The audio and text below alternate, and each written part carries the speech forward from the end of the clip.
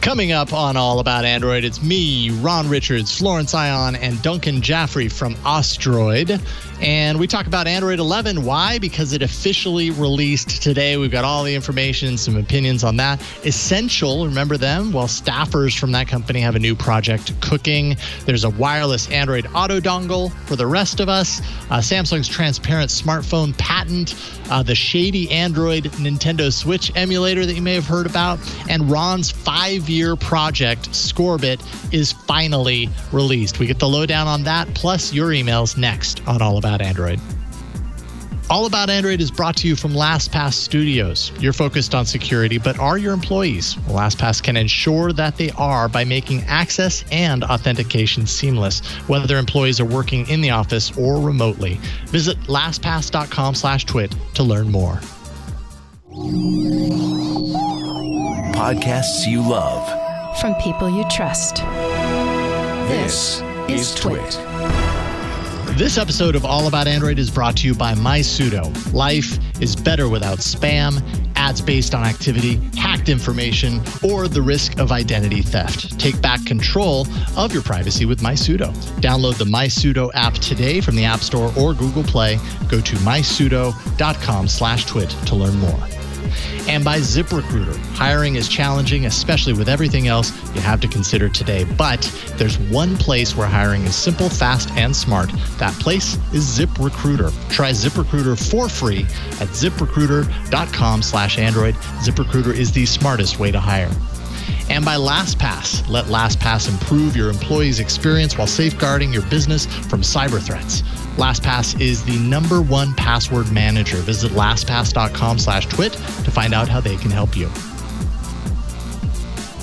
Hello and welcome to All About Android, episode 489, recorded on Tuesday, September 8th, 2020, your weekly source for the latest news, hardware, and apps for the Android faithful. I'm Jason Howell. And I'm Ron Richards. Hi, I'm Flo. Hi. You're Flo. Wow. You're Flo. It's so nice to meet you. I know, right? I have none of this is actually existing on my inside. But I feel like if I fake it, I can make it. Sometimes, yes, exactly. Sometimes you just have to put it out there and then you rise to the occasion. Good to see you both. Also good to see our guest this evening or morning on the other side of the world here, Duncan Jaffrey from Ostroid.net. How you doing, Duncan? Very well. Good morning, everyone. Thank you for having us back. Absolutely. It's fantastic to get you back. And this is one of those episodes also, kind of a good episode to get on because we've got some interesting news to talk about. Google did us a favor and they went ahead and dropped a news bomb this morning. And we're going to talk all about it. Right now, let's jump into the news, Burke. I was hoping Android 11 meant new Twix flavors every week. Here's Android news. Was new what's? I'm just reading a script. Oh, okay. All right. Twix flavors. Twix flavors. Okay. Sorry, the music obstructed that. So that was pre-written? Wait a minute. There was a script involved? How much production is going into the news bumper these days? There's like a whole side production thing happening behind the scenes. I'm not involved with the news bumper. Unbeknownst to us. But I think Victor and Burke are in cahoots. I think they're doing the less I know together. about it, the better. Flo, you got the top story. This is the top story, and yet, sadly, I cannot rejoice with you all because I have no idea. Oh, wait. No, yeah, I have no idea what I did with my Pixel. I tried to look behind me to see if it was over here, but it's not over here behind me. Anyway, Android 11 is official today, just like that. Maybe you were on Twitter and you saw Sundar Pichai tweeted, "Hey, everybody, Android 11 is out." So it's launched today. It's going to be available for Pixel phones, as I mentioned, as well as select phones from OnePlus, Xiaomi, Oppo, and Realme, all on day one. Now, I got to ask, Ron, have you seen anything on your OnePlus? Because I haven't seen anything on mine. Hang on, let me check. Okay. No, I'm still on Android 10. Dang it. I've been checking all day, let me tell you. Still owe an update from like a month and a half ago or something. I don't know. I'm not a good example for other people. Checking for update. Your device is up to date. Android 10. Dang it. Dang it. No luck. One of these days. Maybe tomorrow. One of these days. Maybe tomorrow. Yeah. Maybe tomorrow. Some features to look forward to in Android 11, or as Jason likes to refer to it, Android double hockey sticks. And we don't mean the other thing that spells spelled double hockey sticks. Although if you're in California right now, it might feel like that. Some features include in Android 11 conversations, which lets you prioritize certain notifications over others and certain groups of messages, as well as bubbles, which you've seen pop up maybe through Facebook Messenger. There's also screen recording and new smart home media controls that are embedded right into the lock screen, as well. Excuse me, not lock screen, the little screen, the power menu. And there are also media controls in the notification shade, a new wireless Android Auto, one-time permissions for your favorite apps to make it easier for them to launch and easier to know when you need to check on those permissions. There's also, again, I jumped ahead. I meant those auto reset permissions. Those are the ones that will come through and say, hey, remember this app? You might want to revoke location access. And like we have talked with the Android developers, there's some new Project Mainline modules that have been included in Android 11. So that means more fast-tracked updates without having to wait for the whole OS to update itself. Pixels will get some special features. So if you have a Pixel, you will have access to Find Friends in the live view within Google Maps. So kind of like the Find My Friends feature that's been on iPhones for so long. Also, Smart Reply in Gboard for chat apps. All of that will be on device. You won't have to worry about any processing happening off screen or I guess in the cloud. Also, there will be more AI and behavior-driven app suggestions on the home screen. You might have remembered when we previewed this in the Android 11 beta on the Pixel. Basically, it's a dynamic dock. It changes throughout the day, and as your usage changes on your phone, and you might be surprised at how pretty accurate it can be throughout the day. So, surveying you other three here, you all know my answer. I'm a little delayed on updating right now. How are you guys feeling for Android 11? Will you upgrade immediately or will you wait a bit? Let's start with you, Duncan. I'm curious to hear about your stance on this. So I woke up this morning in Australia to Jason's tweet saying that he'd got the update, spammed the update button, and had it installed within about 15 minutes. So I was jumping straight on board. Nice and fast. I didn't do any of the betas, so I've been waiting for this day for quite some time. So I was very much looking forward to it. I've only had a little while to play with it, but I think my top three favorite features in order is the power menu.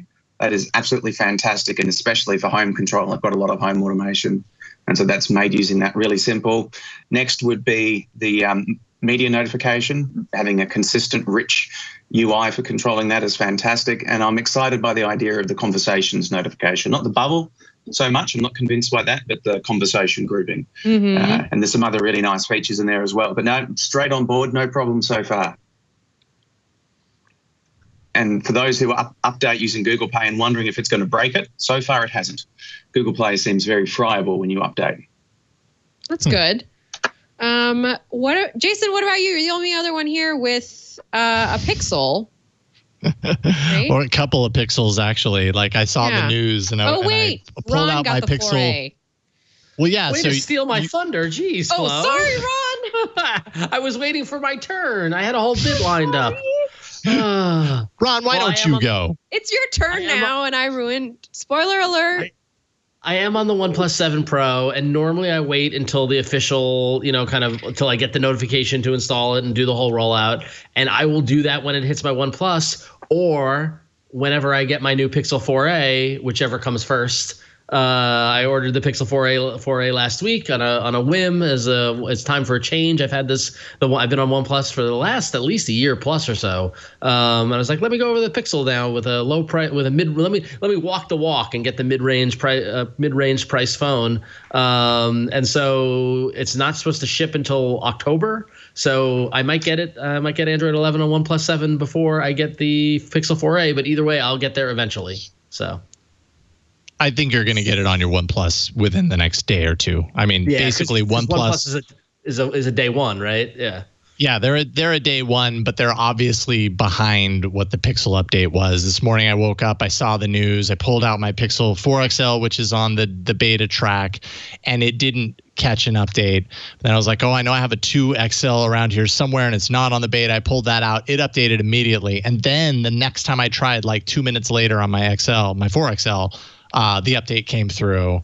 And so it was like, all right, all the pixels are moving over. I have I have so many phones. I have a OnePlus 8 Pro that I also tried the update on throughout the day, and it still hasn't updated. But yeah, select OnePlus phones, select Xiaomi, Oppo, and Realme devices all on day one. So from an update standpoint, like day one updates, that's actually pretty impressive. A nice broad suite of devices that are in there right at the beginning. Of course, it's not like a Samsung. That would be huge if Samsung said, hey, our top devices are getting day one updates. I don't know when or if we'll ever see that, but still pretty awesome that more than just Google's own phones are getting this on day one, or supposedly anyways.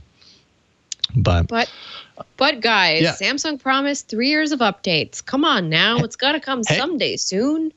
I'm not they didn't say what they would be updating. They didn't say they'd be updating to the latest. There's 3 years of updates. That's it. So, well, they said 3 major OS updates. I know. So at some point they'll get there. We'll find out when. But yeah, I mean, as far as like the update is concerned, like I've already talked a lot here as well as Hands on Android on the different betas and developer previews. This is of course the power menu that Duncan that you were talking about. This is probably my favorite feature on the new update entirely because it integrates so much. You've got all of your power controls at the top. You've got your Google Pay in the middle, and if I had multiple cards, I could swipe between them. I really only use one right now. And then you've got a customizable smart home control area that is just as easy to pull up as anything. You just hold down the power button and you have it, and it makes all that really, really nice. And then of course, here, let me unlock it. Sorry, there we go. We got the expanded media controls down here. If I had multiple apps playing different things, I could play it here. I could swipe between them, exit out, and make it disappear. I can select different devices in my house to send that audio to, so I could send it to the kitchen if I wanted to very easily. And then Duncan, I think the other thing you were talking about was the conversations view, which is another big aspect to Android 11, right? Like we've got this top area that is isolated to just messaging and conversation apps. They all get kind of filtered into this space. So you're not searching through all of your notifications to find those conversations. They're all located up there. And then within there, you can take one person and change how it appears. So right now, Burke is silent. Sorry, Burke. If I wanted him to be a priority, I could tap that. Then when his messages come through, his avatar will show up. Yeah. Okay, from now on, you're going to be priority. Okay, Burke, you're a priority to me. Your avatar will appear up in my notifications. I can select to get a pop-out bubble, which, for whatever, we've seen bubbles on Android for a long time, but it is kind of interesting what Bubbles does in the sense that it really kind of breaks out these multiple apps into a single delivery mechanism. So the app matters less, right? Because they're all just kind of messages coming into this block. Doesn't matter what app they're coming from. So I think that's a great approach. Definitely better than Google's previous plan, which is let's make one chat app to rule them all. And you're going to lose when you do that, Google, obviously, time and time again. So maybe this is the better approach. So we'll go ahead and accept that Burke is a priority contact now and apply that. There you go, Burke. You're a priority to me. Oh, and things are crashing. Hey, and there we go. We got the little bubble popping up and everything. Hey, things are crashing. Welcome to this new operating system. Yeah, but it's not showing you the new message I just sent you. Did you just send me a new message? Whatever, he says down at the bottom there. All right. Thank you for that. But yeah, it's not an update that you're going to get. Like someone prior to the show was asking, like, is this an update that I should be wary of updating on my grandpa's phone, let's say, because sometimes these updates happen, right? And my wife has gone through this where an update will happen, she reboots, and then it comes up and she's like, what happened to my phone? Like nothing is where it used to be. I don't know how to control it anymore. And this isn't the kind of OS update that's going to do that to you. Everything's pretty firmly where it used to be. There's just new kind of things tucked away, and in many cases they're meaningful, but it's kind of lacks a little oomph, I would say, from a kind of like a whiz bang perspective, if that makes sense. Doesn't everything lack a little bit of oomph this year? Fair. Sure.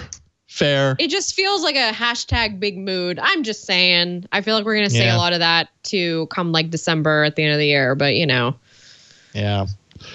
One thing that we should take a... What, Duncan? We're also in a phase of iteration, not innovation, I think. And so what we're seeing is refinement and, an improvement to this system and improvement to that system. I can't overestimate or overstate the home controls moving into that power button for no other reason than the home app is a fireball of slowness. If anyone here has ever tried to load the app to control something, it is not swift. It doesn't matter what phone you load it on. And so being able to put those controls in that power menu, you have almost instant access to something finally. And I was playing with it this morning and it works. It's swift. I was worried that you'd end up with the same lag inside that menu, but you don't seem to. So, it is iteration, but it's iteration in a way that is actually meaningfully improving the user experience. And so, that's to be celebrated, albeit incremental. Yeah, I agree. It's a slower roll of things to celebrate versus the big major update like we saw. As these releases have gotten to be like yearly at this point, it has to be iteration because anything major takes too long to do, right? And so I totally agree. I think the more refinement they do and the more fine tuning, the way the machines work better with the OS. Can hopefully lead to the next phase of innovation, whatever that is. Maybe it's foldables, maybe it's transparent phones, maybe it's a new kind of paradigm of device. But the software has got to get to the point where it's like, okay, we need to expand from what this does now to do something different. So you got to make this progress. Yeah. Now, do we want to take a look at the statue? Because the statue is still a thing, even though we don't have food. The delicious statue. What is the shape of the statue? Oh, man, it looks so delicious. A friend of the show, Dave Burke, tweeted this out. It's an 11 with a buried Android guy. Is that even on the campus, or is that like in Sundar's backyard? Good question. Actually, that's a really good question. Where are you going to find this? I don't know. When I see that Android guy just buried down there, talk about like sign of the times. I feel like that represents something as far as where we're at right now. Dave's tweet, he kind of, makes mention of it. He says, incredibly proud of our team for everything they've done, especially with what 2020 has thrown at us all. So, yeah. Basically, this statue has an AR component to it. So if you navigate to a certain page with your phone, the Android guy kind of flies around the 11 and stuff like that. Oh, that's cool. So, nice. Kind of neat. All right, I'll take it. More useless AR from Android. Awesome. How can we make this statue dynamic? Yes, I get it. We'll make them download an app. No, it's done through the browser. That's the thing. It's a demonstration of how you get AR just out of the browser. So you don't even need to download an app. You already have it. It's Chrome. Gotta love them. Hey, they're using their tools. I appreciate it. So. There you go. So the legacy of Essential phones seems to be getting a new chapter, and unfortunately, it's poorly named. Some reports emerged that former employees of Essential have started a new company called Awesome Products, which is spelled OSOM and pronounced awesome. I'm sorry, I'm laughing, but no, it's laughable. But this new company, Awesome Products, was founded by the head of R&D at Essential, Jason Keats, and says they're building the next suite of craziness, according to the LinkedIn description, led by CEO Andrew Zalazin and not Andy Rubin, thankfully, of course. The team is filled with notable engineers, directors, CMO, and head of operations from Essential. They don't specifically state they're working on a smartphone, but it does sound likely given their track record and their experience. But they all share language like, quote, crazy, wild, innovative to describe the hardware. Android Police's Artem Ruskovsky, I mispronounced that, I'm sorry. Ruskovsky, yeah, you got it. Ruskovsky spoke with Jason Keats about further details, and he confirmed absolutely no involvement from Andy Rubin, so that is confirmed. 8 of the 11 employees of the company are from Essential, and it hints at a software and hardware approach that suggests a phone or a device. No word on if it will run on Android. And basically, yes, they're working on something and they don't plan to rush to market either. And a formal brand launch is expected later this year. So who knows what they'll cook up? But it's going to be wild and innovative and crazy. And when you say that about yourself, you're off to a good start. Yeah, so. We really are wild and crazy, aren't we? Yeah. I mean, try saying that on a first date. Yeah, I'm really wild and crazy. I'm innovative. I'm innovative. I'm an innovative kind of person. But honestly, I'm kind of excited for them because let's be honest, they all kind of jumped on board and then got screwed. Yeah. Right? Yeah, 100%. So like if they can take a lot of the creativity and skills that were at Essential and bring it to a new company, good luck. I look forward to seeing what that wild and crazy innovative thing they do, and they shouldn't be judged by Andy Rubin's missteps. Yeah. No, absolutely. I completely agree. Duncan, how do you feel if the awesome team came out with the gem that we saw that was beginning over at Essential? I don't know if you remember the gem, the like long, slender, weird looking device that supposedly they were working on right before they ended. Would you be up for that? I think there's always room in the Android ecosystem or even just the mobile ecosystem for something new. We all review these devices and complain how they're just monotonous slabs of plastic and glass and all look the same and there's nothing different. And Ron's year of foldables is certainly going strong as he predicted and bringing a little bit of flavor and difference. But I think there's room for other people to come into the market to do something different or even do the same thing a different way. And I think we should, again, be encouraging that. We want people to be trying something. We want something different. And, the DNA in Essential was essentially good. You cut off the head of the snake and the rest of the body might be good to eat. So there's something. I like that metaphor, by the way. Hey Duncan, I don't want to spoil the show, but stay tuned to the end of the hardware block because you might like what we're going to talk about. Indeed. So I think there's excitement there. I don't want just the same people bringing phones out. So if there's a team here that can do something different, even if that nudges other segments of the market along, which we've seen several times in Android where some competitor might emerge and that then gets rolled into the larger ecosystem. So very much, I wish these guys well. I hope they bring something different. It would be good if they could actually deliver on promises rather than a whole pile of products. We're going to bring this, and this, and nothing really come to market. So, promise what you can deliver and deliver what you can promise. And I have one comment to make here, but I'll save it till later in the show because it's actually germane to another story. All right. That is a tease, ladies and gentlemen. Real quick before we take a break, I wanted to throw to you, Duncan, because you wrote an article that maybe is a good PSA for folks. Anyone who's been watching or listening to this show over the last year, let's say, realizes that it comes as no surprise that we have been pretty critical of the whole switch from Google Play Music to YouTube Music. That hasn't changed for me. The more I use YouTube Music, the more I'm like, gosh, I just don't think I'm sticking around. One other thing that you point out is that children under 13 are not going to be able to use YouTube Music. Tell us a little bit about what you wrote about. So, yes, for for law-abiding Google citizens such as myself, my daughter is under 13, and so she has a Family Link account that gives me parental access and control. One small frustration with Family Link account is Google has very magnanimously on my behalf decided what apps I'm not allowed to allow her to use ever. And, I'm sure this is for PR reasons. I know that Google's come under a lot of fire from family groups, specifically in America, about children being able to access YouTube, and thus YouTube creds were created. But me, as the father of a child, cannot choose to allow to give my daughter access to any YouTube property except for YouTube Kids, which includes YouTube Music. And so now as Google Play Music dies and my family subscription is still in existence, when Google Play Music goes away, she will no longer have a subscription to music on her device. There's been people complaining about this for some time. This isn't a new problem. It's always been the way.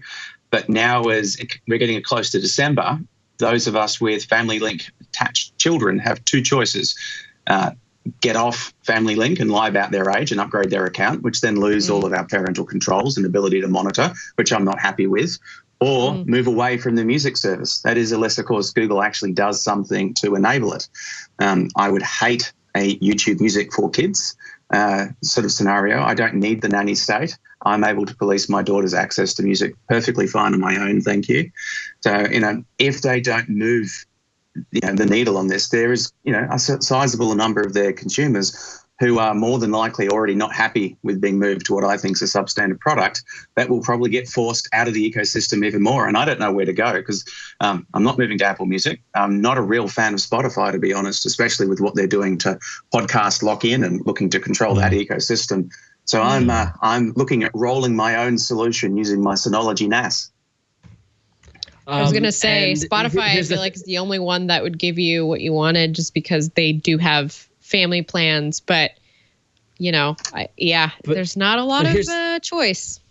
Yeah, and here's the thing is that they're not I'm not saying this definitively, but I would be very, very surprised if they rolled a YouTube Music Kids app just because of everything that goes for it and everything that goes with it. And the reason why they're not going to undo this is because of COPPA here in the U.S., right? So the Children's Online Privacy Protection Act, which is what hit a huge blow. I deal with this every day because I'm part of my day job is I'm working on YouTube and I'm working on kids content in YouTube, and the blow that the FTC hit to YouTube and Google and YouTube willingly succumbed to it and agreed to, they went above and beyond what they needed to do, what the FTC was asking them to do to make sure that content wasn't being directed at kids. And part of that was things like this, extremely gating the experience for kids on YouTube and trying to funnel them to YouTube Kids. If there's a kid under 13, if there's a piece of content on YouTube that is marked for kids, it strips out all of the chat, all of the comments, all of the recommendations, it's a completely different experience. And I can't imagine them seeing the market that you're speaking of, Duncan, as large enough to justify doing the work it takes to work around COPPA. So I think YouTube is just it's not worth it. So it's a really good perspective. It is, but I mean, the question that I have about that then is they're already doing it with Google Play Music, right? They're already doing that with Google Play Music. They're giving these kids the access. Why? They're different services, though. Google Play Music is a different service than YouTube Music, technically, because it's delivering video and all this sort of stuff. So it's falling under those rules. And Duncan, you brought up an interesting point, which I think is the unfortunate cross section, is that you, as a responsible parent, have confidence in your parenting and confidence in your child to make the right choices, and to be like, I'm okay with using that app, but because of this government regulation, Google's in a position where they're like, we don't care, we're doing it, we're doing this anyway because it's safer for us to be, to be protected from fines and things like that from the government. It is frustrating to live under the nanny state of a different country's laws. Most tech does come out of the US, and so we do end up there. Don't get me wrong, I have enough issues with my own country's attempt to regulate technology, but that is a frustration. Gosh, I can only imagine. Yeah. Rightfully so. I'm sure that happens a lot. Yeah. All right. Well, good topic. I'm happy you wrote about it and that I saw it. Perfect for today. And at this point, somewhat it feels like piling onto YouTube Music, but I don't feel like it's unjustified. There's a whole lot of reasons why I'm not sure that we're going to be sticking with it. My inbox is filling up with those subscription emails because I just haven't touched the whole situation at all. And it's like every week I get 3 more emails about my subscriptions, and I'm like, I don't have time to figure this out. Yep, you're going to be forced into some corner here very, very soon. That's just the direction we're going right now. Let's take a break, thank the sponsor, and then we'll get into some very interesting hardware news this week. This episode of All About Android is brought to you by MySudo. Everything you do online increases your digital exhaust. When you think about it like that, you're spreading your personal information all across the digital world. Your name, your phone number, email address, credit card numbers, billing, shipping address, browsing activity, so much information about you. And this highly sensitive information really goes a long way to identify you and your private activities. It leaves you vulnerable for spam, scams, maybe even worse. And you want privacy for your daily digital activities. That's why you need MySudo. With MySudo, you can quickly create different profiles. You create profiles, which they call pseudos, and each one can have a working phone number, an email, a virtual card, a private browser. You give your pseudo profile a purpose. So you could pick, something that applies to something in your life you want to kind of simplify and protect, like shopping or selling or online services that you sign up for. Now, every time you talk, you text, email, browse, pay, all that stuff, you use your pseudo profile and the detail and the accounts that are created within that profile. And in doing so, you take back control of the information that you share. It kind of puts you in the driver's seat. Just one example, with the MySudo app, you can create a new pseudo profile with a custom phone number and email address. You name your pseudo for what you plan to use it for, something like selling or shopping. Like I said, when a potential buyer or service asks for your contact information, you use your new working pseudo phone number and email address instead of just using your personal information and thereby risking your exposure that way. You can send and receive calls, texts, and emails with contacts from the MySudo app. Calls that you receive are clearly designated that they are coming from your selling pseudo so that you can recognize it easily. You're going to be secure with MySudo because they have no login or credentials. MySudo doesn't require security-prone login or password. Instead, a private key is created that only the user has access to securely on their device. You've got encrypted cloud, so all the metadata that's stored on their cloud is fully encrypted. No one, not even MySudo, can read any user's communications. Only the user holds that unique encryption key. You get end-to-end encrypted communication. So all of your communications with other MySudo users for messaging, voice, video, email, all that stuff, it's always encrypted. Only you have access to your data. Of course, Leo Laporte highly recommends MySudo. He did feature it on the TWiT podcast iOS Today. So it's an app that you can trust. MySudo is the world's only all-in-one privacy solution. It has 3 subscription plans. All those plans come with unlimited encrypted communication between MySudo users for messaging, voice, video, and email. Each subscription plan comes with a working pseudo profile, phone number, email address, and more. And depending on the privacy protection that you want, there are Pseudo Go, Pseudo Pro, and Pseudo Max plans available with increased privacy options at every tier. MySudo takes protection of your data seriously. So when you download the app, they don't ask for an email address. They don't ask for a password or your contacts to create an account. You just access and utilize various privacy tools quickly. And MySudo is the only all-in-one privacy app empowering users to take back and control their personal information. So whether you've been hacked, tracked, had identity theft, were scammed, spammed, or maybe you just want to prevent these from happening, the MySudo app is going to mitigate the common risks that we all face online today. Download the MySudo app today from the App Store or Google Play. You can find it in both places, of course. Go to mysudo.com/twit, and you can learn more and take back and control your personal information with the MySudo app. Make sure and download it today. And we thank them for their support. It's good to have you on board with All About Android. All right, now it's time for some hardware.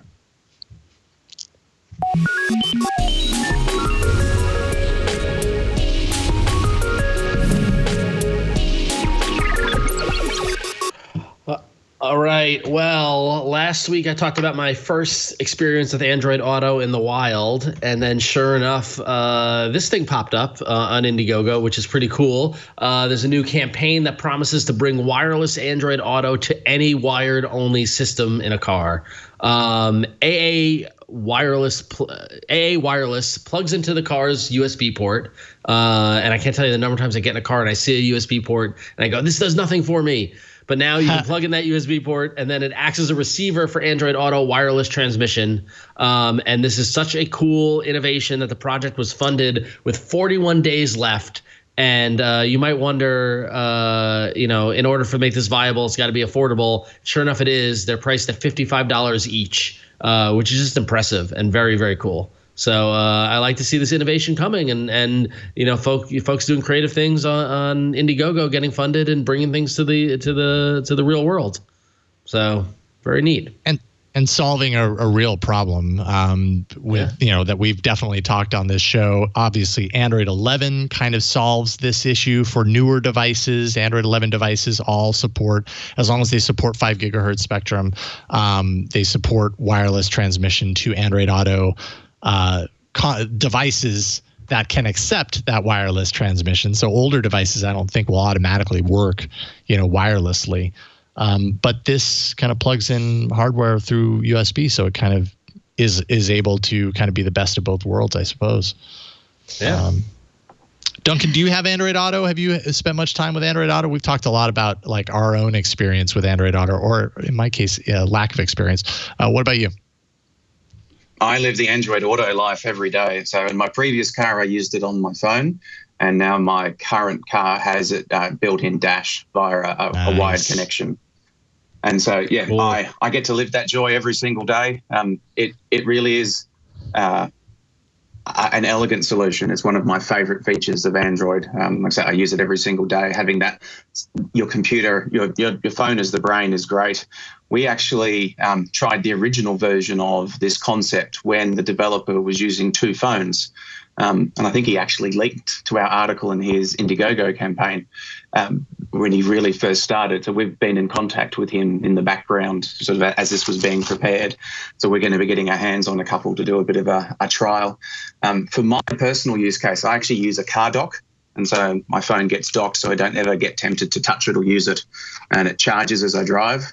So I don't specifically have a use for this because I'm already wired in, but the rest of the team is very excited. And this is just so Android that there is someone out there who saw a problem, went to the development kit, found a way of building on top of it, and has now built a piece of hardware which clearly a very large section of the Android community wants, has sold out his inventory, is still trying to figure out how we can bring more inventory online for the project. So I don't believe you can actually sign up at the moment for a single device. And that's the Android story. That's why we love Android, that open nature. I can't imagine anything like this ever working on a different ecosystem. And if they did, something would be put in the DRM space that would kill it. So I think this is brilliant. All credit to Emil and the work that they've done, his collaborators, to get this up and running. I think it's fantastic. Yeah, I mean, that's actually a really good point that you mentioned, though, as far as wired, being kind of integrated into a dock, which also means you're charging probably at the same time, which when I think about, when I'm driving and navigating, let's say, I usually have the power plugged into it because I don't want it to eat through my battery. Sometimes I live dangerously and just leave it unplugged and see how it does. And it actually does pretty good. I remember when you used to do that years ago, you'd, eliminate half of your battery store just in a single navigation. It's not that way anymore. But so some people might not have a need for a wireless Android Auto because, well, I'm already plugging in for power anyways, so it does me it's not necessary for me. But so maybe a dongle isn't necessary, but I think a lot of people would like to have the wireless option so that you aren't always having to plug something in when you get in the car. Maybe you're in a hurry or whatever. And yeah, I mean, like if you're just going on a short trip or just down the like having to plug it in actually does take time. Yes, it takes a second. Yes, it does. But like just being able to get into the car, turn on the car, and drive, and keep the phone in your pocket and have it connect wirelessly, that's really powerful. So. Yeah. I'm going to tell you guys, after renting like 5 or 6 cars last year with Android Auto, every time I got into the car with Android Auto, it would just be this process to try and get it to pop up on the in-dash display. As you know, I usually use it with my phone. So I just prop my phone up on my little holder, and that's how I use it in my car. But when I was renting the cars with the actual display inside, it was always a delay. I was always a little frustrated. There were a couple times that I was late to like certain things just because I was trying to get Android Auto set up. And I was in another place trying to drive it. So, you know, I need that apps. Yeah. Nothing quite like having to fiddle with it to get it to do the thing. And then you realize, dang it, my fiddling with it is going to make me late. It just got to work. It just got to work. And now I'm going to drive like a jerk because I'm late. Yes. Yeah. See, it's all just one bad process. Yeah. I will say 1 out of 100 times when I use Android Auto, it just won't work. And the only way to solve it is to turn off the car, unplug the phone, get out, lock the car, wait until the Bluetooth turns off, unlock the car, get back in and start it, and then it'll work. Well, so you're that's basically not inconvenient at all. That's not at all wrong for being late. That's so Android. Yeah. Well, I was going to say, I learned that cars don't actually, their little systems don't actually turn off unless you lock the car. Because I was killing my battery at one point by not. Because after we got a garage, I stopped locking my car because I was like, I don't have to lock it anymore. But then the battery kept dying. Oh, well, I mean, that makes sense. Like you might be just going and getting something, coming back to the car. We want to have everything fired up and ready for you. That's convenient. Yeah, so, I can see that. I learned something. I think Eric Duckman in chat has got it right. I was doing it the wrong way. I should have tried turning the car on and off again. Yeah. Yes. Unplug it and plug it back in. Yeah, see? It's the old solution that never never stops working. It always seems to work. Let's see here. Android tablets is a topic that we hardly ever talk about. It's because there aren't very many of them, it seems like, worth talking about. TCL announced 2 new Android tablets. Neither are coming to the U.S., so take it for what you will. But this is kind of tied into their announcements that you would have seen had there been an in-person IFA in Berlin. But there isn't, and I think we talked about a lot of the IFA hardware. I think it was last week. This is a little bit more to tack on to that. The TCL 10 Tab Max and Tab Mid, 2 different tablets. The Tab Max is a 10.36-inch IPS LCD display, has a MediaTek chip, the MT8768T. I'm not at all schooled or familiar with the MediaTek chips. So I don't know whether that's good or bad or what that is, but 4 gigs of RAM, 64 gigs of storage, 8,000 milliamp hour battery. LTE is an option. So it's 249 euros Wi-Fi, and I think it's like 299 euros with LTE. So kind of like a mid-rangey tablet. And then the Tab Mid is an 8-inch IPS LCD display. It has a Snapdragon 665, 4 gigs of RAM, and 5,500 milliamp hour battery. No price on that yet, but I mean, obviously it's going to be lower than the Tab Max.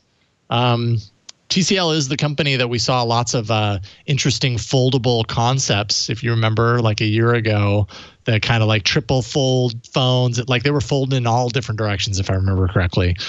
Still not seeing those. So maybe they've scaled back. Maybe the COVID times are kind of pushing them more in the direction of the safe release. I don't know if 2 tablets are a safe release, but nonetheless, here we are. Android tablets get anyone excited around here? Yeah, I mean, we need. I always get excited. Yeah, we need some, diversity in tablets. Duncan, what's the tablet market like down under right now for Android, at least? Look, it's very similar to the US market. So the tablet market is definitely dominated by Apple in Australia. There are various Android tablets around. So the major players would be Samsung, obviously, at the high end, and a little bit into the lower end. Lenovo actually has a very solid presence in Australia in the tablet market.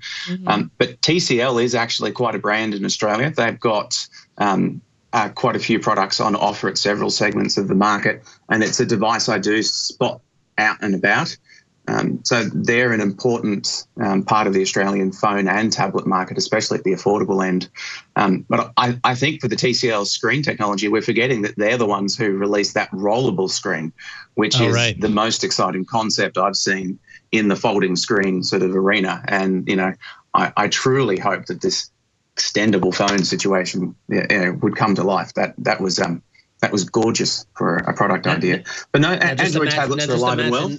Now, just imagine that technology applied to tablets. The TCL Scroll. Like if the Scroll was a little bigger and goes and you get a little 10-inch device, that'd be pretty cool. The Scroll Max. I'm thinking of the what's the series with the Androids, Westworld, where you have your phone that scrolls into your interface tablet. Something that does all of those things. I'm quite excited by the foldable idea.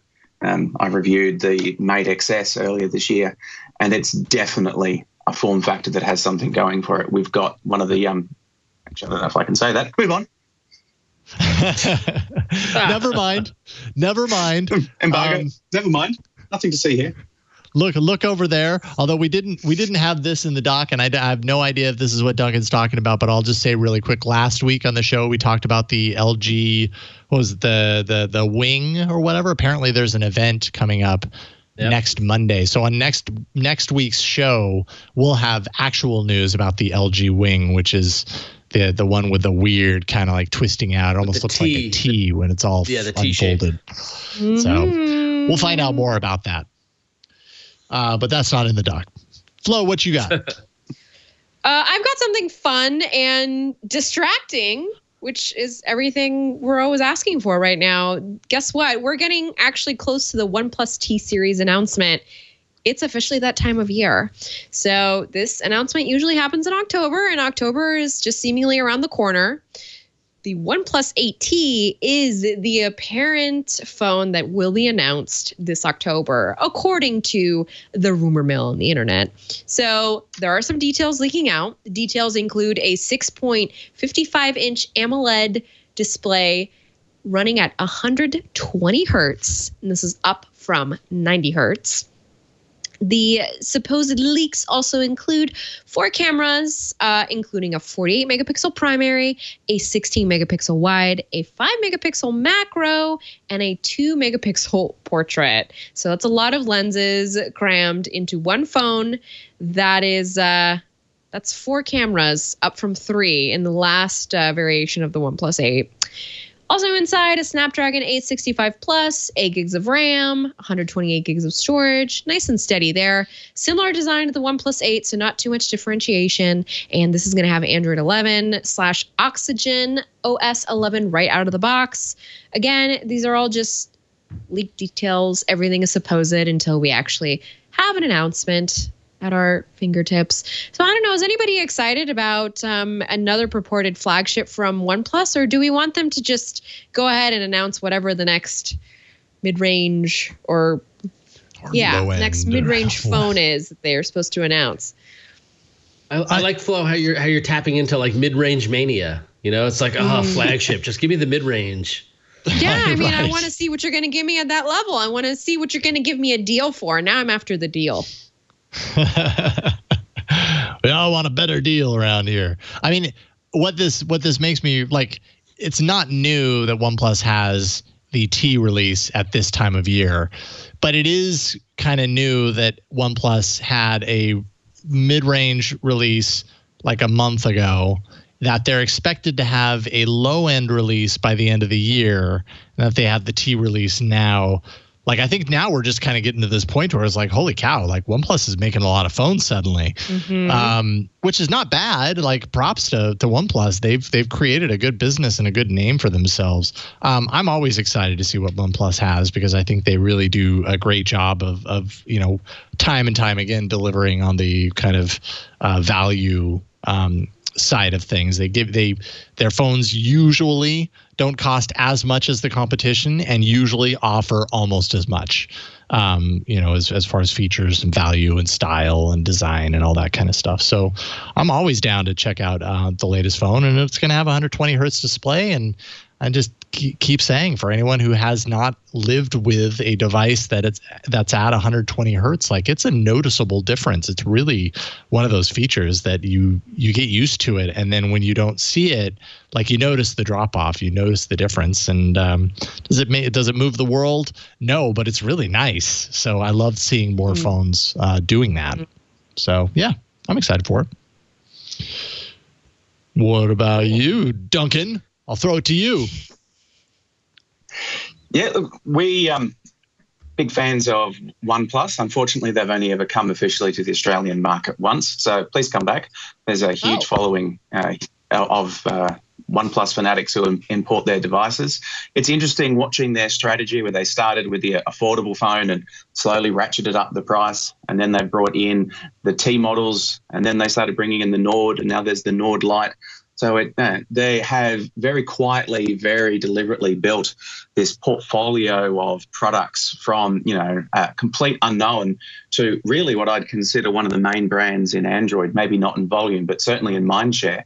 And so, you've got the Nord Lite, the standard, and then the T model. And this new category of ultra premium phones that we're seeming to get, while this one doesn't quite seem to be that ultra premium mark, I could see them evolving the T line into that. And if they bring the affordable to ultra premium, which is sort of an oxymoron, it still will provide, like you said, Jason, quite a lot for quite a bit less. Even though these devices are no longer inexpensive at the flagship level, they're not as expensive as their counterparts. And so that's good. When consumer technology is supposed to become more affordable, that's the whole point of commoditization, and yet technology seems to have transcended into fashion and luxury.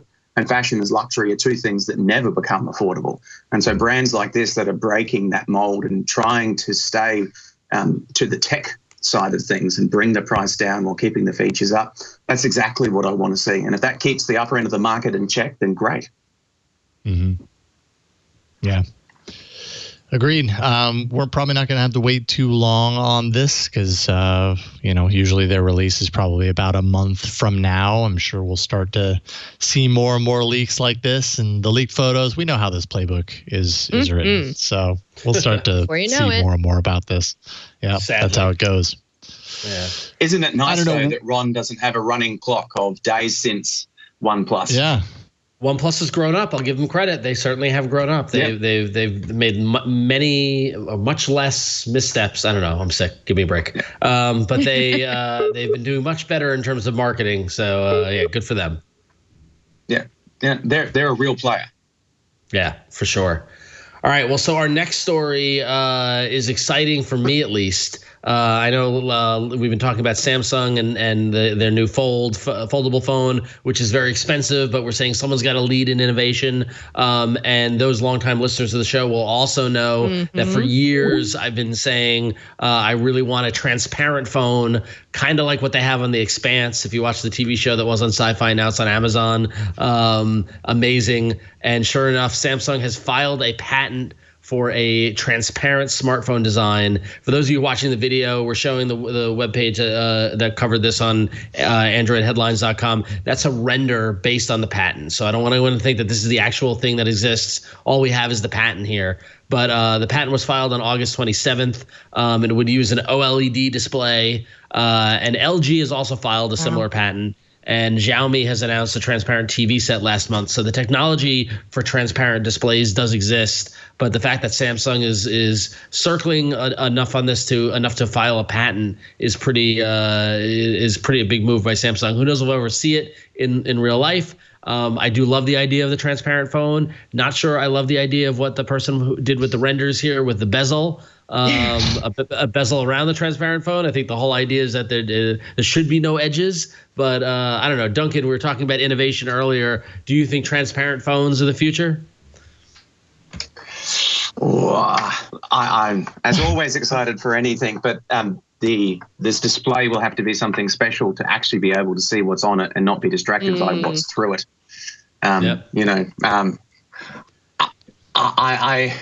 I can see uses where, many moons in the track where you could use that as an AR overlay. And so you're using that to hold up and look through to the world beyond. And that's some exciting uses.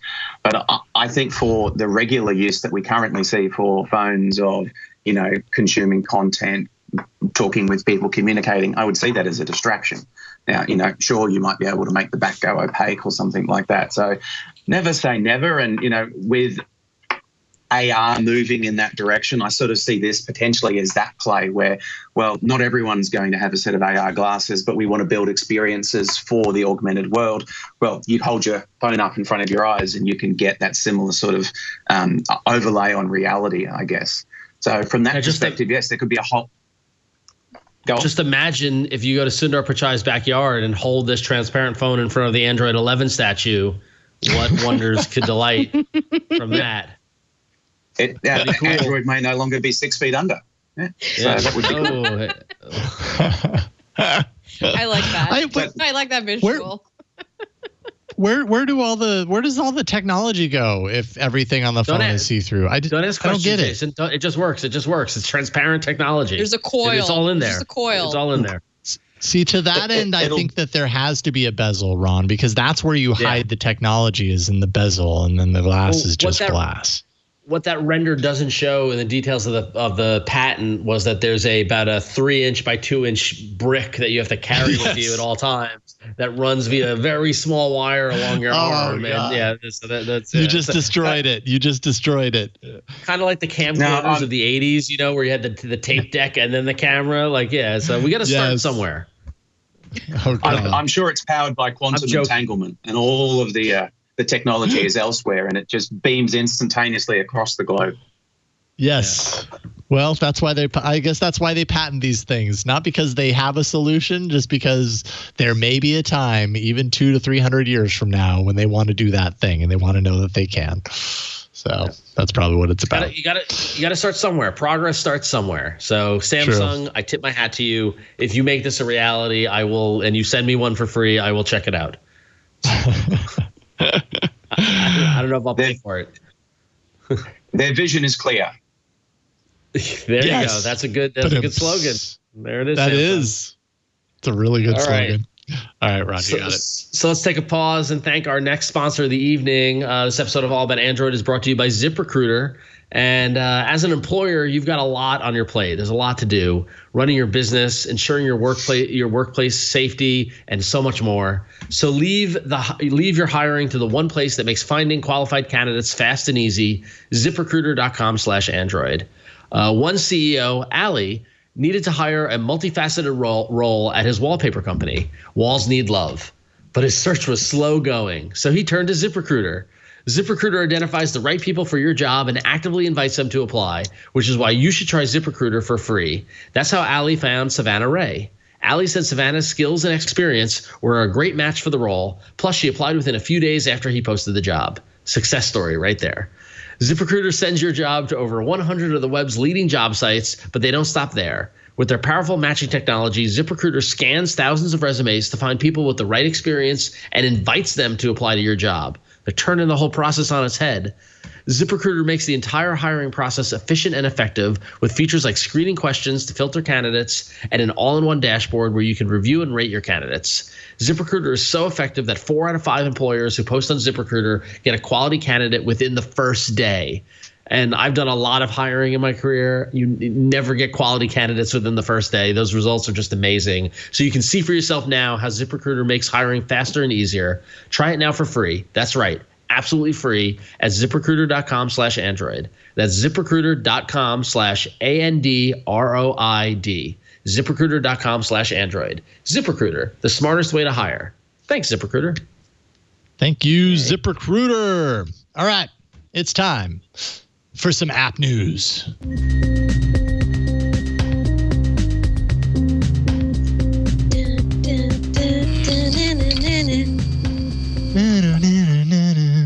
All right, we've got this piece of news, and then we've got the real news, so hold on tight. But before we get to the real news, we'll talk about this other thing.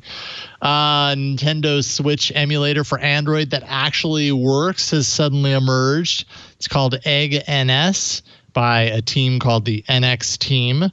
Supposedly works on a Snapdragon 855 or higher. It doesn't even run on devices lower than that. Reportedly compatible with 81 Switch games. Obviously, some of those better than others. But there's some interesting kind of shady stuff going on here, right? Like in the world of emulation, even this stuff is kind of weird. First, it requires a $99 gamepad called the GameSir X2 controller, which mimics here. I have to say a that Nintendo this is Switch. Probably the most film a video in a very long time. Today we're going to take a look at probably. Oh, we hear audio. Oh, I see what's happening. The video is playing. Oh, okay, I was demo. so confused right there. I was like, whose voice is that? That's not Duncan. Sorry. That's all right. So it's the GameSir X2 controller. The emulator simply, it won't even launch if it's not plugged into this particular controller. So there's some sort of cahoots going on here to sell some of these controllers, I imagine. Which it isn't, by the way, available to anyone. You can pre-order it. Some reviewers have it, but that's about it right now.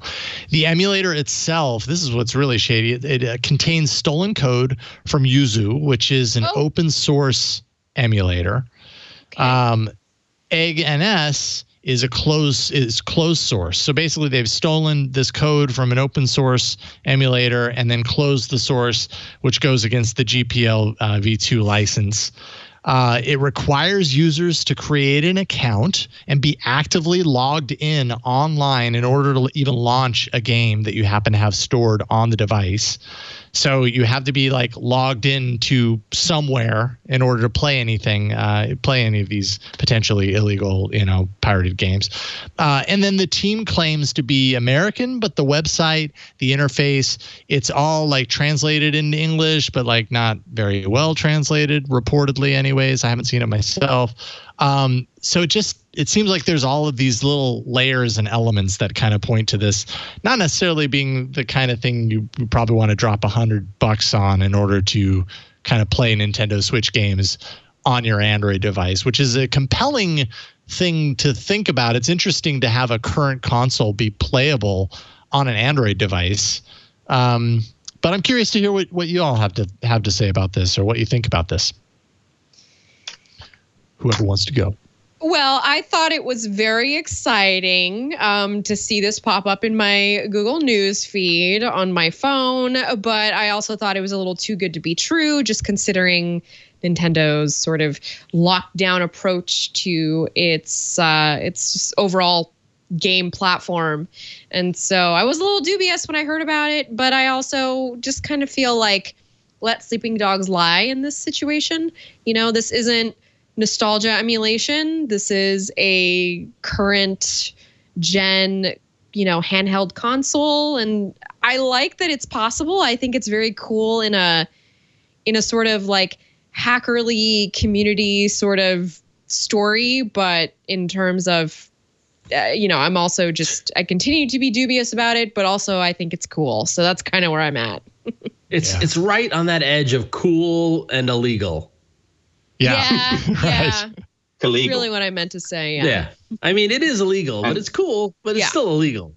Yeah. I mean, the project itself is not illegal. Let's just say that. The app itself is not illegal. It's when you then take, it's from my understanding anyways, I should preface with that. It's when you then take ROMs that you do not own, and bring them in there. They're not distributing these ROMs, so they're not distributing the pirated content, let's say, the actual games.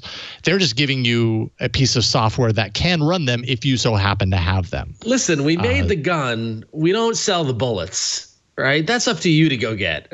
That's basically the same thing.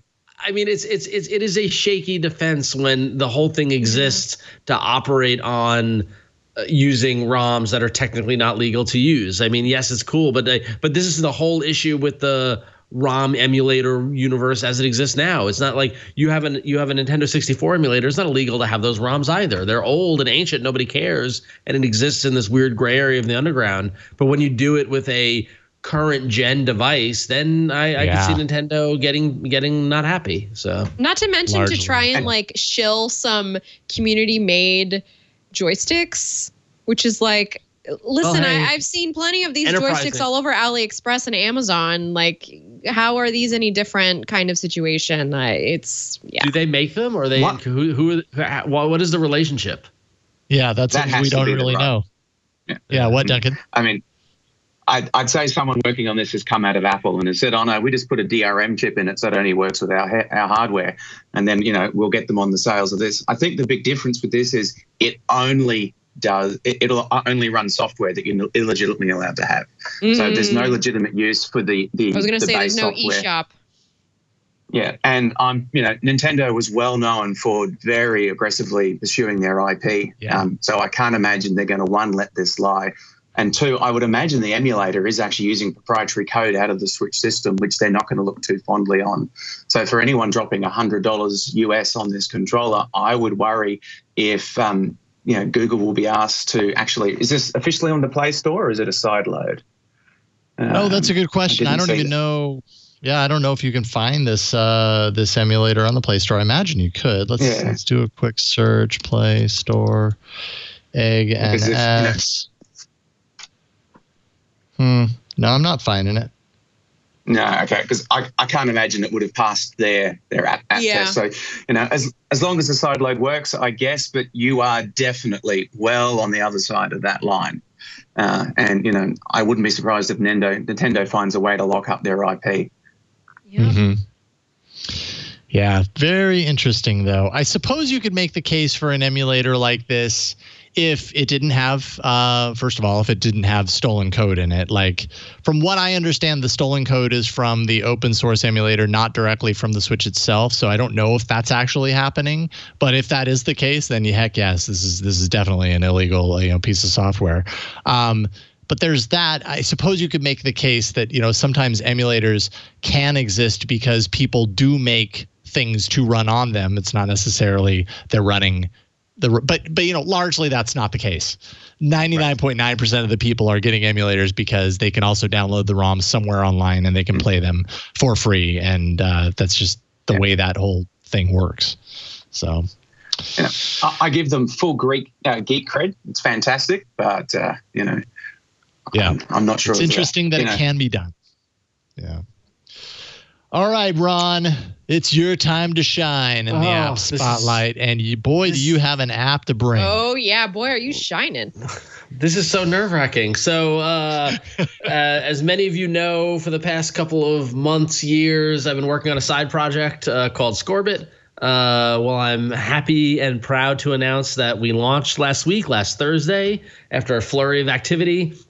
We launched our mobile app for both iOS and Android, both platforms, same day release. It is possible. And we also launched a hardware device to go along with it. And it's all live now at Scorbit.io. But there, if those of you watching the video can see, this is the Google Play Store listing for the Scorbit app. I made those graphics that you see there when you see the screenshots with the marketing stuff and all the stuff like that. I have a Google Play developers account. I'm in on the console using all the tools and all that sort of stuff. Guys, I helped make an app. This is pretty cool. That's amazing. I know. Now I didn't write a single line of code, so I just want to caveat that I am purely the business / marketing / but I was very smart in that I surrounded myself with a awesome team of very talented individuals, and we put it all together. So I'll focus on the app, and then I'll tell you guys about the larger things. But I'm happy to answer any questions because the whole experience is kind of wacky. We could probably do a much longer kind of thing on this, but still. So Scorbit at its heart is a companion app if you like to play pinball. Right. So actually, for those watching on the video, Burke, I'm sharing my screen right now. So I don't know if you can see it. I can show you guys the app and how it works and essentially what it does. But I want to say maybe 6-7 years ago, I got into pinball, and following a lot of my previous past experiences, whenever I get into something, I figure out how can I make this work. how can I turn this into a job? Much like comic books, I then looked at pinball. But essentially, I just wanted to figure out how to keep track of my scores, right? So what we did was we created Scorbit, and Burke cut away right as I loaded the app. So hang on, you missed all the animation, so I'll do it again. So when you open up the app, what happens is that it immediately is focused on playing pinball, and it uses your location to cross-reference through a database. There's an amazing database called pinballmap.com out there, and we know the developers. And of course, now in a live demo, it's not loading. So thanks, Burke. I'm going to blame Burke. I'm going to do it again. I can show on my end too. I've got it. Yeah. If you want me to. There you go. Just let it. It just kicked in. So there's an amazing resource called pinballmap.com, which is a user kind of moderated identifying locations where bars and arcades have pinball machines. Not so great in this time of COVID, but we did figure out a workaround for that. But so what can happen is that when you open up the app, it says, okay, where are you? Where are you playing? And so I'm going to choose Creek and Cave, which is a bar just down the road from my house, and it gives you the list of all the pinball machines at that bar. And then let's say I'm going to play some Addams Family. Now, there are two ways for you to log your scores. One is the manual method, which is what I'm showing here in the app, which is where you actually manually enter in your score. So I can type in and I can say I got 9 million or whatever it is.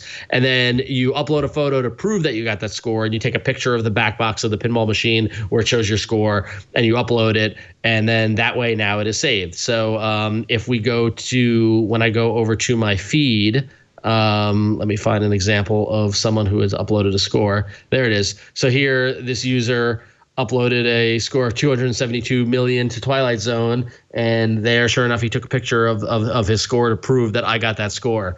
If you play pinball, if you're active in the pinball community, your word is your bond. It's a very dignified community. Nobody lies about scores. You could easily use this app and just take a photo of someone else's game and upload it. But if anyone ever found out, you wouldn't have a reputation. So it's actually really, really interesting in that people are very honest about the scores that they get, and that sort of thing. But through this method, it does actually make it so that anybody could upload a score, just upload a photo, type in a number. If only there was a way that we could confirm that you got that score. Well, that's where the piece of hardware comes in. So we designed this little device here, which is called the Scorbitron.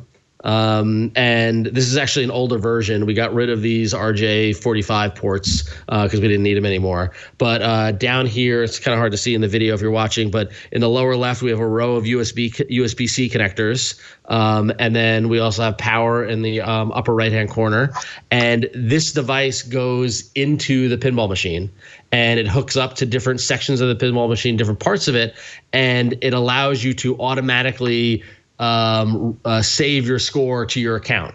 It works in any pinball machine, from solid state pinball machines from the 70s and 80s, like the little ones with alphanumeric characters, all the way up to the ones that came out in the 90s with the animations, all the way up to ones that came out just last week. And ironically, an Avengers pinball machine came out from Stern Pinball, and it's got an LCD screen and animation and all stuff like that.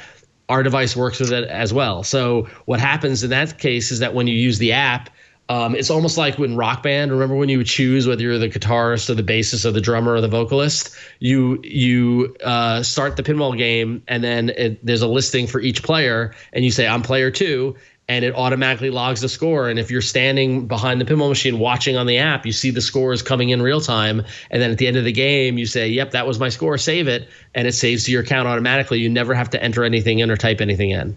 And it's really, really cool. I don't have a demo, unfortunately, to show you how it works with a pinball machine. I don't have one here, but trust me, it works. And it's really going to allow people to do lots of different things with their pinball machines. A big thing is that pinball is emerging on Twitch as a streaming. A lot of people are streaming playing pinball, and a lot of these Twitch streamers have come up with these really, kind of complicated camera setups, and they use OBS to split it up, and you've got a camera on the play field of the pinball machine and a camera on the score area and a camera on the player. we've made a bunch of tools called Scorbit Vision that allows you to use a Scorbitron in a machine and automatically pull the score from the machine and render it like chroma key or like graphics that we would use on a live stream here on TWiT, and have it show up on the stream. If you scroll down a little more, Burke, on the video, you can see a couple examples there. It's a couple of streams they have down at the bottom, stream boards. Scroll down more. So there you can see a couple examples of setups of people streaming on Twitch where there's a section of, and they show the player name and their scores, and that's all coming dynamically from the pinball machine. As soon as somebody hits a pop bumper, the score goes up on the screen. It's all automatic, and it's all pretty magical. That's amazing. I love it. Yeah, so it's really, really cool. It took 5 years to do, from the moment that I said I want an app to track my scores to the moment that my co-founder Jay Adelson, who you might remember, he was the CEO of Dig and was the co-founder of Revision 3, and then went on to do Opsmatic and Simple Geo and a whole bunch of other really cool startups. Maybe like 4 years ago, I was telling him about the idea, trying to get him to work with me on it. And he goes, yeah, well, what if we put something in the machine to do it automatically? And then it took 4 years to develop the hardware and do all this stuff. But we made it work. Technically, it's an IoT device. When you set up your Scorbitron, we have it coded so it sets up the same way that you set up a Google Home. You open up the app and you say, okay, connect to my Scorbitron, and it uses Wi-Fi. Like we emit a Wi-Fi SSID from the device, and then the phone connects to the device, and then shares the Wi-Fi credentials and does the whole setup. Let me tell you something. When we talk about how hardware is hard, people. Hardware is difficult, and just doing that whole when you don't take it for granted, when you set up your Google Home and it automatically figures out your Wi-Fi and lights up the device, that took us like a year to figure out how to do it right. Like, it is very difficult. So I have a lot of respect for everybody who makes IoT devices. I have a ton of respect for app developers. We developed in React Native, so that would allow us to quickly develop for iOS and Android from the same code base. But we had to, pretty much start from scratch, the whole build process, the whole submitting to the App Store for review. And if you want a fun, amusing anecdote from our launch, the whole time we're developing the app and planning for the launch, we're like, okay, we need to bake in like at least a week for Apple to review the app, and they're probably going to reject something. They're probably going to have a problem with it. We're going to have to make changes. So we bake that into the schedule. And the whole time I'm there telling everybody, don't worry, the Google review is going to take 3 hours and it'll be live, no problem, and blah, blah, blah. So we submit the app. The whole plan was to submit the app to Apple first and then make whatever changes that Apple was going to complain about, and then make the changes to Android and submit Android. We submitted to iOS on a Friday. No joke. Friday at like 5 o'clock. Less than 24 hours, we get the email saying it's been approved. No changes, no edits, nothing. The most un-Apple App Store experience I've ever. Like, I've worked at companies that have dealt with Apple in the App Store review, and like some releases have been held up for weeks as they're trying to figure out Apple wants them to change this button and they don't like the way this is oriented. We went without a single bit of feedback from Apple. Nice job. So great. So then at that point, we're like, okay, let's submit to Google. So we submitted to Google. We got the development build in place, and we're waiting. Basically the way Google Play Console is, you change the state from kind of in development to production. So we're waiting, and so then the morning of launch, we're like, all right, let's flip it to production, and then it should go live instantly, right? And we flip it, and nothing happens for like hours. Like, we're dying because now we're on hold because we're waiting for Google. What happened was that when you flip it to production, it triggers another review of the app. And so we had to wait for that to finish. Luckily, it only took about half a day. Still, even then, that was slower than we thought Google would be. But the Google Play Console is so cool because you can pull up, they automatically render how your app looks on like over 40 devices. Like screenshots of how it looks on a Huawei, like all this sort of stuff. So you can, kind of adjust and make changes per device. It's really fascinating. There's so much information that Google does provide you, where Apple is kind of still like a black hole. The Google Play Console is really, really, really cool. Now Scorbit is out in the world. It says we've got 50 plus downloads in the App Store. We don't have any reviews yet.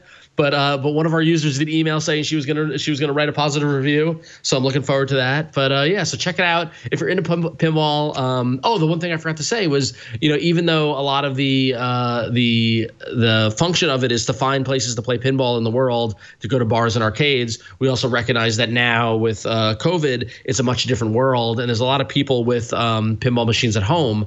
And what we've done is we've enabled you to create your own venue within the app. So you can kind of say, okay, this is my house. You can make it private so nobody can find it, and you can load your pinball machines that you own, and you can play your machines at home and upload the scores. And then we also created a way for you to challenge your friends to beat your scores. So even though we can't play together like we used to in arcades, you can play virtually, where if I get a score on my machine, I can challenge my friends, and then the app, they get a little notification, and they say that Ron's challenged you to beat the score. And then you can, if you have that same machine or access to that same machine, you can play it, and then it says who won in the feed and all that stuff. We've got all these ideas about ways to expand the playing apart experience because of the world that we live in now. So it was definitely it threw us for a loop back in March, but it definitely made us get a little more creative and a little more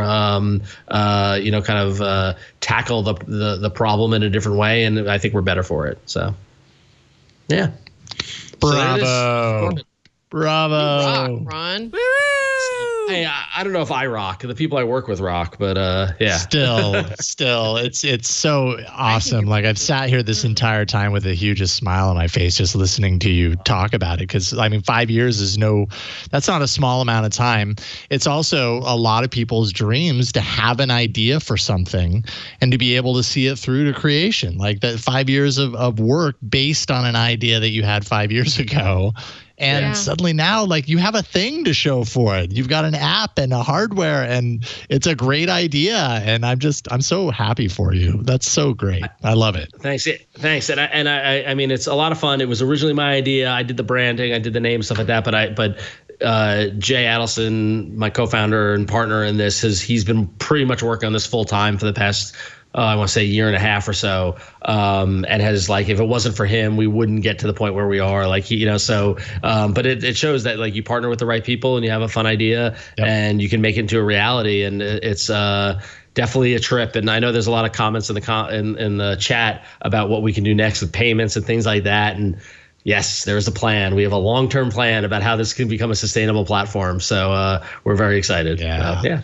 I'm so happy for you guys. That's something to really be proud of. And the app looks great. I hope everyone likes it. I don't know. And also, it's so embarrassing because we've been trying to get it right, and are we ready to ship? Are we not ready to ship?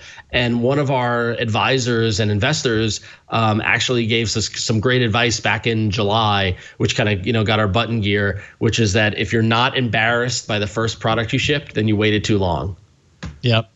And so we really took that to heart, and we spent all of July and August heads down trying to get this thing out. It finally took till September 3rd was our birthday, but it definitely paid off. And yes, the app is bugged. There's some little bugs or things I want to change. It's not perfect. Doesn't have all the functionality we want, but now we can grow from here. So.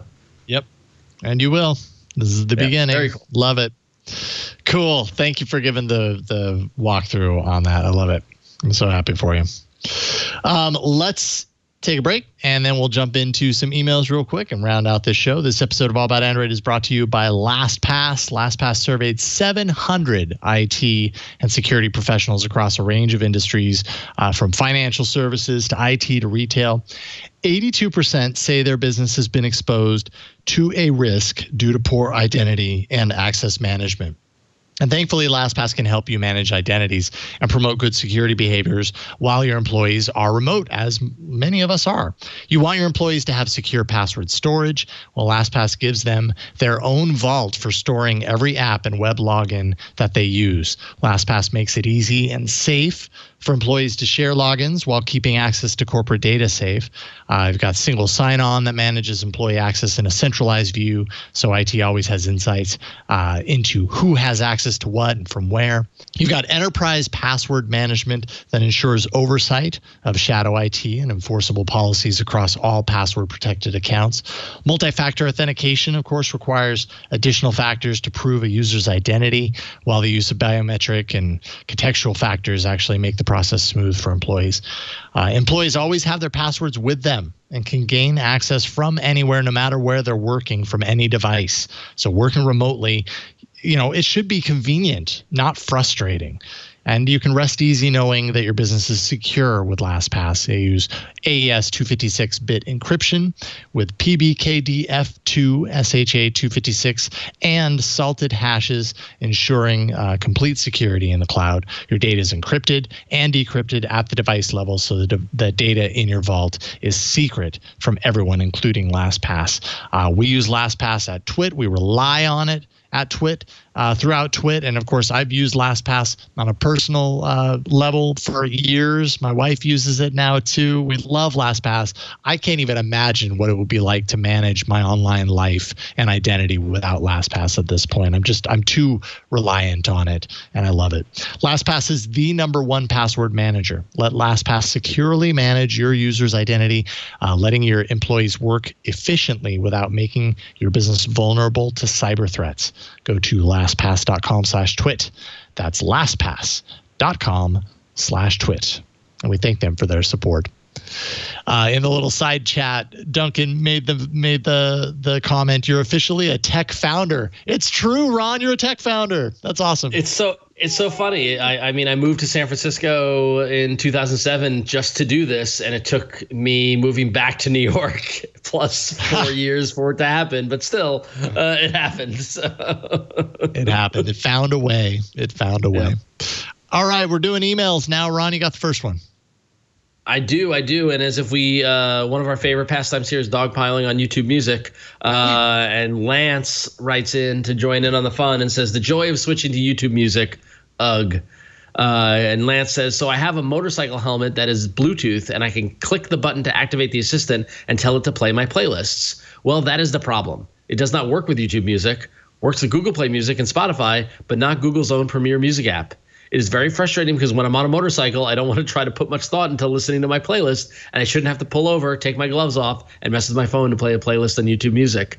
So since you guys have your connection with the YouTube Music guy, why don't you tell him that he should fix this problem where you can't tell Google Assistant to play a playlist from your phone? To add to the story, it works fine on Google Home devices, but not Pixel phones. One would think that this is a feature they should have rolled out with their Premier Music service." And Lance, that's a great point, but I think this is where we run into the problem with Google, with the left hand not knowing what the right hand is doing. And I wonder if this is a YouTube Music issue or a Google Assistant issue. Yeah, well, that could be. I suppose that's the never-ending challenge of Google, is that there's so many different avenues and directions. You never really know where the problem lies. Sometimes even Google doesn't seem to know where the problem lies, and so nothing ever happens. Crazy. Wah, so wah. Sorry, Lance. Wah, wah. Yeah. Go to Spotify. I don't know that, and Lance, you're not the only one to say, "Hey, why don't you reach out to your YouTube Music connection and tell him this and blah, blah, blah." And I hate to say it, we're probably not going to do that, but because I don't know. We're definitely not going to do that. That is the last thing that he wants to hear from us about, for sure. Totally. It's just, it feels kind of wrong to do that. So, but we appreciate the sentiment, and we appreciate you sending in this information. There are plenty of ways to get this information to Google, but we're not going to suddenly bombard him with a bunch of things. You need to do this, blah, blah, blah. Then he'll never come back on the show. File support request. Yes, exactly. Oh, you're fine. File software support. There you go. Jerry writes in to say, "Fun story about Wear OS. I walked into a room and told the Home Mini, turn on the lights. Home Mini triggered them to turn on. And then a second later, the Wear OS watch triggered them to turn off. I checked my history. One heard on and the other heard off. Love the show. Thanks." I just thought that was kind of funny. Dueling devices. They should be talking to each other, if I'm not mistaken. To triangulate when you're in a place where there's multiple devices. I don't know why it didn't happen in this case, but they should be. Yes, there's a very big. We're building a new place right now, so we're downsized for the moment, living in a smaller. So I think I have one Google Home every 90 centimeters, and they don't work well together. Yeah, and that's weird. I'm in a 576 square foot apartment with two, and they do not work well together. Within earshot of one another. Yeah. So. Yeah. That's why I mute if I have more than one in one room, which I do. I mute the one that I don't want to be the dominant one. So. Do you link your Google Homes when you have more than one in one room so that they play stereo when you play music? Yes. Yeah. Yes, and also so that they know what I'm talking about when I'm controlling it with voice. So if I'm in the family room, then I want the TV in that room controlled with the speaker that's nearby. So it's a lot of work though. People don't realize that you have to go in and spend a whole weekend setting stuff up. So yeah, no, it's true. Yeah. What were you going to say, Duncan? It only works if you've got this. So I've got a Nest Wi-Fi and a Nest Mini in the same room, but because they're not the same device, you can't pair them left to right. They have to be the identical device. Oh, okay, that's good to know. A balanced perspective. You don't want a Google Nest Max and a Google Mini paired. That's going to give you a little bit of an uneven sound. For sure. Yeah. Yeah, that's a really good point. All right, and Flo, you have the honor. Oh, it's the email of the week. Haha. And this week's wonderful email of the week comes from Vaughn, which is just a very cool name. So Vaughn writes in, I recently convinced my dad to buy the Pixel 4a for my mom. I currently rock a 2XL. Her phone was having tons of issues. The reason I was so insistent he get her the Pixel is because she is deaf and I knew the auto caption feature would be extremely useful for her. She is loving it. Capitalized. The auto caption feature is a killer feature for her. If 4A was a piece of garbage phone but had the same auto caption available, it would have been more than worth the $350 price tag for her. And frankly, all hard of hearing and deaf. In the past, when she needed to make a phone call, she would have to call a relay service on her TTY, which is a pre-computer over the phone typewriter, to the relay service, who would then speak to the person she needed to call. Since she can speak, which not all deaf people can do, she can now actually make voice calls on her phone, put it on speaker with auto caption turned on, and make the call. The words of the other person are shown on her phone. I can't wait to see how Google continues to innovate in this area, and I'm frankly dumbfounded they aren't doing a better job advertising this incredibly accessible feature to the deaf and hard of hearing. Vaughn. Thank you, Vaughn, for writing in. I think that I really appreciate you sharing this experience, and I really appreciate you spotlighting a feature that it's true. I think when it was introduced, there was, a bit of fanfare around it, but I think it's since died down, and we actually kind of forget that this is a big major part of the latest versions of Android. I think it's also interesting just to note how far we've come in terms of this technology, just because I've been picking apart some old vintage tech and websites from the past. And I remember what some of my friends who were deaf, the kind of phones that they would use to be able to communicate, and how limited that was to just online communication. In this sense, you can actually have, real-time conversations and have them essentially translated or transcribed for you. So thanks, Vaughn, for reminding us of another one of the really great, helpful features in Android that originated as an accessibility feature. So something to email of the week. Good work, Vaughn. Good work. Those horns are for you. All right, we've reached the end of this episode. A little bit longer episode than normal, but hey, today was a big day. We had lots of launches happening today, or at least being talked about today. So good to do that with you, Duncan. Duncan Jaffrey, of course, Osdroid.net. Duncan, thanks so much for hopping on with us. I hope it was nice to take a break from everything and talk Android for an hour and a half. What do you want to leave people with? What do you want people to know as far as following the work you're doing and all that stuff? As always, you can follow me and the whole team over at osdroid.net, down in the lower third there. We're one of Australia's only independent journalism sites focusing completely on Android and tech news. There's a small team of us who deliver, quite a lot of content every single day. We're quite excited that we're actually starting to branch out into a couple of different areas. So with, phones becoming quite commoditized, tablets being a bit ho-hum, we've done headphones, all of these standard smartwatches and so forth. It's all great. But we're starting to have a look around the corners of technology and finding the obscure. So we just finished a review of the Tesla Powerwall. I reviewed a construction camera the other day, and we've got some other sort of content lined up, still in the consumer technology space, still focused on the consumer user, but just those offbeat areas. It's not going to be for everyone, but for the people it's for, we hope to give some sort of good insights into what's available.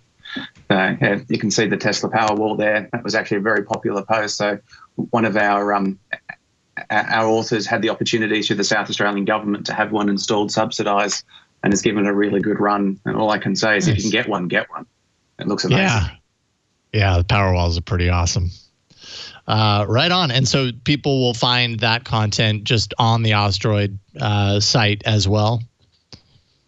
Like and subscribe or whatever they say. I'd like to thank you again for having me on. It's always fun. I love catching up with you guys.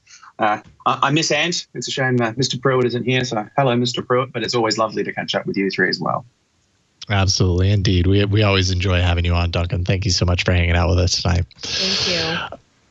Flo, what you working on? Oh, it looks like you've been busy. I mean, I know you're usually busy, but what you got here?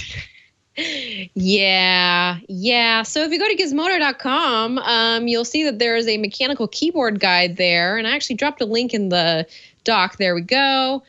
Just head on over to Gizmodo. You can find my big guide where I rounded out all of the latest sort of mainstream mechanical keyboards that you can choose from right now, including some low-profile keyboards and some membrane keyboards, because you got to include those. Not everybody wants a mechanical keyboard, I guess. Or you can go to florenceion.com. That's my website, and over there you can find my resume, links to my latest work. Sometimes I post like weird blog posts about whatever is on my mind. And there's a link floating around to my Discord, which is a very fun, supportive little chat community. So come join us if you're interested. Thanks. Nice. Thank you, Flo. And thank you, Ron. I know you haven't been feeling well today, so thanks for joining regardless. I appreciate it. I'm feeling better since the show started. I sound worse, but that's because I'm going to go to bed soon. But still. But yeah, I babbled enough already. Just go to scorbit.io. Check it all out. If you have any questions, hit me up on Twitter or Instagram at RonXO. Happy to answer any questions about Scorbit. And follow us at Scorbit Pinball on Twitter and Facebook and Instagram. And go check out the app, even if you don't like pinball. I'd love any feedback anybody has. So, yay. Yeah. Good call. Thank you, Ron. Congratulations again. Thank you. Big thanks to Burke at the studio for making this show happen behind the scenes, pushing buttons and stuff. Thanks to Victor for assembling it all after the fact and helping with a whole bunch of technical stuff, including editing the show after it's done and publishing it so that you can even download it.